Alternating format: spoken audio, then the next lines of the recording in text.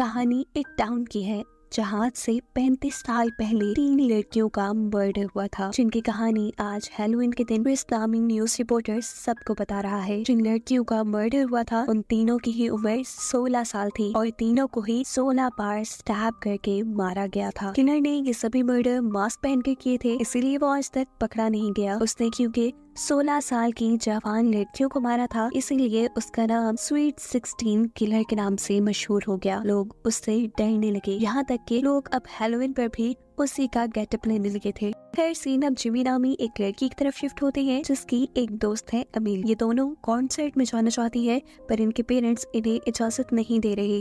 हालांकि वो ये बात जानते भी हैं कि जिमी को सेल्फ डिफेंस आता है, वो कराटे चैंपियन है, पर उसके पेरेंट्स के डरने की वजह उनके दिल में बैठा हुआ पुराना खौफ है। पता चलता है कि जिन लड़कियों के मर्डर की कहानी हमने सुनी है वो अमेलिया और जिमी के पेरेंट्स की क्लास फेलोज थी। पर इस वक्त जिमी के डैड ये फैसला करते हुए इस लड़ाई को खत्म करते हैं कि वो खुद जिमी और अमेलिया को कॉन्सर्ट में लेकर जाएंगे। पीछे घर पर अब जिमी की मॉम अकेली थी, जहाँ पहले उनसे कुछ बच्चे हैलोवीन का गिफ्ट लेने के लिए आते हैं और फिर स्वीट 16 किलर के फेस में एक आदमी। इसे गिफ्ट्स या कैंडी नहीं चाहिए थी, बल्कि इसे तो जिमी की मॉम की जान चाहिए थी। वक्त रहते ही जिमी की मॉम दरवाजे को लॉक करते हुए जल्दी से पुलिस को इन्फॉर्म करती है और इतने में किलर भी दरवाजे का लॉक खोल के घर के अंदर आ जाता है। अब पैम यानी जिमी की मॉम ड्रॉ के अंदर से एक गन निकालती है किलर को मारने के लिए, लेकिन किलर यहाँ गन पकड़कर उनके ऊपर हमला करना शुरू कर देता है। जहाँ पैम अपना अच्छा सेल्फ डिफेंस कर रही थी क्योंकि वो खुद भी एक कराटे चैंपियन थी। अपने ऊपर हावी होते हुए किलर को एक जोरदार झटके से साइड पे गिराते हुए पैम जल्दी से किचन में जाकर एक नाइफ निकाल लेती है और किलर को बताती है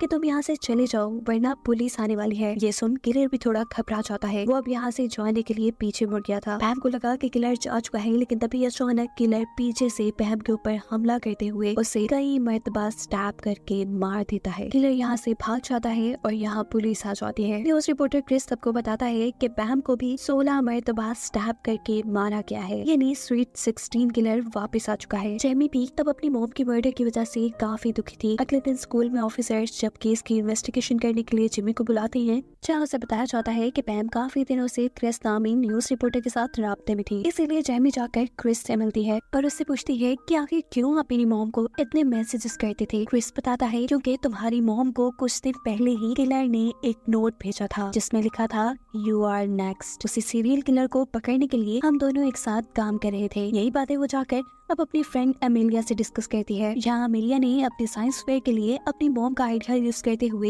एक टाइम मशीन बनाई थी। जिमी नोटिस करती है कि उसने टाइम मशीन में उसी डेट को एंटर किया हुआ है जब आज से 35 साल पहले स्वीट 16 किलर के हाथों इनकी मॉम के फ्रेंड्स का मर्डर हुआ था, जिस बारे में अमेलिया जिमी से कहती है कि अगर हमने पास्ट में जाकर पहले होने वाले मर्डर्स को रोक दिया तो तुम्हारी मॉम भी आज जिंदा तुम्हारे साथ होंगी। पर प्रॉब्लम ये है कि ये टाइम मशीन काम ही नहीं कर रही। अब रात होने पर अमेलिया और जेमी दोनों ही इस टाइम मशीन के पास थे। वो लोग अपनी बातें ही कर रहे थे कि अचानक स्वीट 16 किलर जेमी पे भी हमला करने के लिए यहाँ जाता है। वो अपने आप को बचाने के लिए टाइम मशीन के अंदर छुप जाती है, जहाँ अभी भी वो किलर जेमी को स्टैब करने की कोशिश कर रहा था और गलती से उसका चाकू टाइम मशीन के अंदर स्टैब हो जाता है। ऐसा करते ही टाइम मशीन चालू हो जाती है और देखते ही देखते जिमी पहुंच जाती है उसी डेट में जब स्वीट 16 किलर ने पहला मर्डर किया था। उसकी टाइम मशीन भी अब खराब हो चुकी थी। वो सबसे पहले इस टाइम मशीन को छुपाती है और फिर अपने मॉम डैड के कॉलेज में आ जाती है। स्कूल में उसे वही तीनों लड़कियां भी मिल जाती है जिनका मर्डर हुआ था और यहाँ एक लड़की जिमी को बहुत सी बॉल्स मारती है। जिमी को मालूम होता है कि ये उसकी मॉम पैम ही है जो अपने स्कूल टाइम में काफी बोल्ड थी। साथ ही उनका पूरा ग्रुप भी स्कूल में काफी फेमस था। इस सब के बाद वो अमेलिया की मॉम के पास आती है और उसे बताती है कि मैं फ्यूचर से आई हूँ। आपकी डायरी की मदद से आपकी बेटी अमेलिया ने टाइम मशीन बना ली है जिसका इस्तेमाल करते हुए मैं आज यहाँ तक पहुँची हूँ। अमेलिया की मॉम को उसकी बातों पे यकीन करना इसलिए मुश्किल ही हुआ था क्योंकि वाकई वो टाइम मशीन के ऊपर अपनी रिसर्च कर रही थी और आज तक उसने अपनी रिसर्च और डायरी के बारे में किसी को नहीं बताया था। जेमी अमेलिया की मॉम को बताती है कि आज रात आपके ग्रुप की 3 लड़कियों का मर्डर हो जाएगा और साथ में काफी सालों बाद वही किलर मेरी मॉम को भी मारेगा। मैं बस ये सारी चीजें ठीक करने के लिए यहाँ आई हूँ। जेमी अमेलिया की मॉम को अब अपनी टाइम मशीन के पास लेकर आती है और बताती है कि पहले तो ये टाइम मशीन काम नहीं कर रही थी और फिर जब किलर ने मुझे मारने की कोशिश की तो गलती से उसका चाकू इस टाइम मशीन में स्टैब हो गया और फिर अचानक ये मशीन चल पड़ी। अमेलिया की मॉम बताती है कि इसमें सिर्फ एक कंडक्टर की कमी थी जो इस चाकू ने पूरी कर दी और ऐसे ही ये चल गई। और अब अमेलिया की मॉम उसकी खराब हुई टाइम मशीन को ठीक करने लग जाती हैं, क्योंकि इसी के जरिए तो जेमी ने अपनी टाइम में वापस आना था। जेमी के टाइम में यानी फ्यूचर में दिखाया जाता है कि जेमी के गायब होने पर उसके डैड के साथ बहुत से लोग परेशान हैं। पुलिस ऑफिसर्स भी उसे ढूंढने की कोशिश में है, जहां अमेलिया ऑफिसर्स को बताती है कि जेमी मेरी बनाई टाइम मशीन के जरिए पास्ट में जा चुकी है, सिवाय न्यूज रिपोर्टर क्रिस के। यहाँ पास्ट में दिखाया जाता है कि अमेलिया की मोम और जिमी अब उस पार्टी में आई है जहाँ पर पहला मर्डर होगा। वो यहाँ आकर पैम यानी अपनी मोम के ग्रुप को बताती है कि आप लोग संभल के रहें, आप लोग के इर्द गिर्द खतरा है। पर ये लोग तो उसकी कोई बात नहीं सुनते और उसका मजाक उड़ाते हुए उसे यहाँ से बाहर निकाल देते हैं। लेकिन फिर भी जेमी हार नहीं मानती और वो पार्टी में इन चारों के ऊपर ही नजर रखे हुए थी। हम देखते हैं कि पैम की एक साथी ऊपर अपने बेडरूम में थी, तभी अचानक उसे स्वीट 16 किलर मास्क में नजर आता है, जिसे वो अपना फ्रेंड समझ रही थी। वो किलर अब उसके पास आता है और बेदर्दी से 16 मर्तबा उसके जिस्म में स्टैब करते हुए उसका खून कर देता है। उसकी आवाज सुनकर जल्दी से जिमी और पैम उसके कमरे में आते हैं और उसको मरा देखकर पैम की हालत बहुत ज्यादा खराब हो जाती है। जिमी उसे संभाल कर पार्टी से बाहर लेकर आती है और यहाँ पर पैम पूछती है कि तुम्हें कैसे पता था कि हम में से किसी की जान खतरे में है। तब जिमी उसे सच ना बताते हुए ये कहती है कि मुझे बस फ्यूचर के वियन आते हैं, इसी वजह से मुझे ये बात पता थी। यहाँ फ्यूचर में हम देखते हैं कि अमेलिया के पास क्रिस आया है। वो उसे बताता है कि मुझे हमेशा से की बात याद थी कि सबसे पहले जिस लड़की का मर्डर हुआ था वो बेडरूम में नहीं बल्कि गैरेज में हुआ था, पर अब अगर पास्ट की फोटोज देखी जाए तो मर्डर बेडरूम में नजर आ रहा है। जिस पर अमेलिया उसे समझाती है कि क्योंकि जिमी फ्यूचर से पास्ट में गई है, हो सकता है कि इसीलिए पास्ट बदल गया हो। यही पास्ट की फोटोज में अमेलिया को जिमी भी नजर आती है और कुछ ही देर बाद उसे जिमी का एक मैसेज भी मिलता है, जिसमें उसने लिखा था कि तुम्हारी टाइम मशीन के अंदर एक कंडक्टर की कमी थी। जिसके बाद अमेलिया दोबारा टाइम मशीन बनाने में लग जाती है। पास्ट में हमें दिखाया जाता है कि जिमी अपनी मॉम के ग्रुप के साथ है। सभी अपनी फ्रेंड की मर्डर की वजह से उदास हैं और यहाँ जिमी उन्हें आइडिया देती है एक पार्टी करने का, यहाँ से कहीं दूर जाकर। अब इसी टाइम उनकी क्लास स्टार्ट हो जाती है और जिमी यहाँ एक ऐसे लड़की के पास बैठती है जिसकी राइटिंग उसे बिल्कुल अपनी मॉम की किलर की राइटिंग जैसी लग रही थी। अब अगले दिन ये लोग पार्टी करने के लिए जिस घर में आए थे, जेमी देखती है कि ये वही घर है जहाँ पे दूसरा मर्डर हुआ था। पैम के ग्रुप ने यहाँ पे अपने दूसरे फ्रेंड्स को भी बुलाया हुआ था। सभी स्विमिंग पूल में काफी एंजॉय कर रहे थे, जबकि दूसरी तरफ जेमी काफी परेशान थी क्योंकि किलर का अभी तक उसे कोई सुराग नहीं मिला था। आज जिस लड़की का असल में मर्डर होना था उसके रूम में पैम की एक दूसरी फ्रेंड लेटी हुई थी, जहाँ किलर अब उसे मारने के लिए आ जाता है। वो उससे बचने के लिए वहाँ से भागती है और सभी को उसका शोर सुनाई दे जाता है।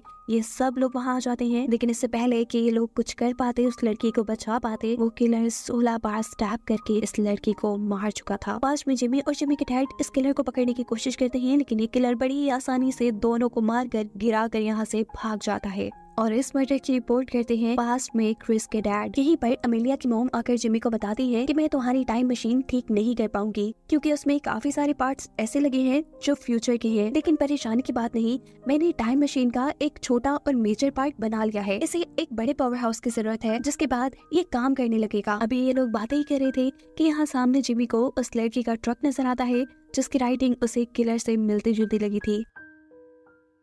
वो सब कुछ छोड़ छाड़ कर उस लड़की का ट्रक चेक करने के लिए जाती है, लेकिन यहाँ पर तो खिलौने के अलावा कुछ भी नहीं था और वो लड़का भी काफी डरा सहमा था। वो जब यही बातें कर रहे होते हैं तो यहाँ पर डॉग नाम का एक आदमी आता है जो भी पैम का एक क्लास फेलो है। वो उससे कहता है कि अगर कोई भी मुश्किल हो तो तुम मुझे बताना, मैं एक कराटे चैंपियन हूँ और सब कुछ बड़ी आसानी से सॉल्व कर लेता हूँ। इसके बाद दोबारा जिमी अमेलिया के मॉम के पास जाती है जो अभी भी अपनी टाइम मशीन के लिए बड़ा पावर हाउस ढूंढ रही थी। जब जिमी को वहाँ पर एक झूला नजर आता है जो एक परफेक्ट पावर हाउस का काम कर सकता था। ये लोग अब झूले के पास जाकर उसके कंट्रोलर से कहते हैं कि आपके झूले में कोई खराबी है और हम उसे ठीक करना चाहते हैं, अगर आप इजाजत दे तो। इस झूले वाला भी मान जाता है और वहाँ से खड़ा होकर बाहर निकल जाता है और अमेलिया की मॉम अब उस टाइम मशीन को इस पावर हाउस के साथ कनेक्ट करना शुरू कर देती है। दूसरी तरफ जिमी अब पैम के ग्रुप से मिलती है और उन्हें बताती है कि कल जिस लड़की का मर्डर हुआ फ्यूचर टाइम के मुताबिक उसका मर्डर आज होने वाला था, जबकि किलर ने कल दूसरी लड़की को मारना था। अब क्योंकि वो अपने सही टारगेट को नहीं मार पाया, इसीलिए आज वो इस लड़की को मारने के लिए वापस जरूर आएगा। अगर हम सब लोग मिलकर काम करें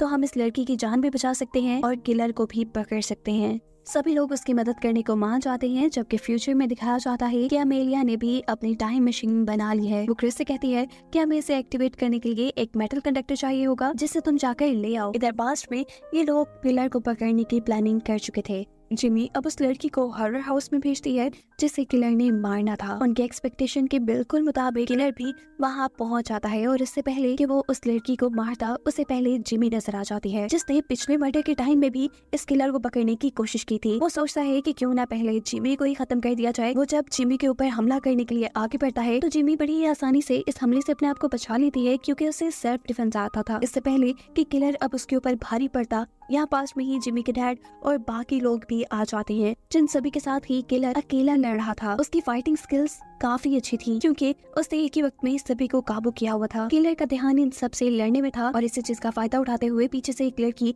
एक बड़ी सी स्टिक उसके सीने में स्टैब करके उसे मार देती है। फाइनली अब किलर मर चुका था। ये लोग किलर का मास्क उतार कर देखते हैं तो पता चलता है कि ये डॉग नाम का वही लड़का है जिसने पहले जिमी से बात की थी और उसे बताया था कि वो एक बहुत ही अच्छा कराटे चैंपियन है। लेकिन अब सवाल ये था कि इन्हीं का क्लास फेलो इन्हीं को क्यों मार रहा था। ये लोग डॉग के गले में पहना हुआ एक पेंडेंट देखते हैं जिसके अंदर एक लड़की की तस्वीर थी। पैम यानी जिमी की मॉम कहती है कि ये लड़की डॉग की फ्रेंड थी। वो काफी मोटी और अजीब दिखती थी, इसीलिए हम सारे उसे बुली किया करते थे।